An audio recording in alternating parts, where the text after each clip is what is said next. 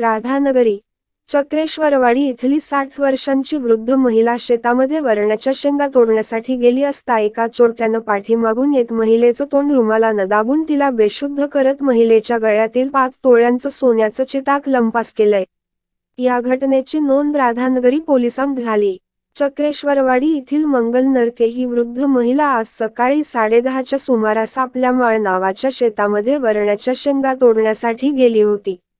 शेंगा तोडण्यात मग्न असतानाच 31-35 वर्ष वयाचा, जाड बांध्याचा, अंगात पिवळा शर्ट परिधान केलेला, तोंडास पांढरा हात रुमाल बांधलेला आणि डोळ्यास काळा गॉगल घातलेल्या तरुणानं पाठीमागून येऊन महिलेचे तोंड रुमालानं दाबलं। काही वेळाच्या झटापटीनंतर महिला बेशुद्ध पडल्यावर महिलेच्या गळ्यातील 5 तोळ्यांचं सुमारे 3,17,000 रुपये किमतीचं चिताक हिसडा मारून लंपास केलं। महिलेच्या चिताकावर मंगल असं लिहिलेलं आहे। घटनेची माहिती दिल्यानंतर पोलीस निरीक्षक ईश्वर ओमसे यांनी घटनास्थळी भेट देत माहिती घेतली असून अधिक तपास सुरू आहे।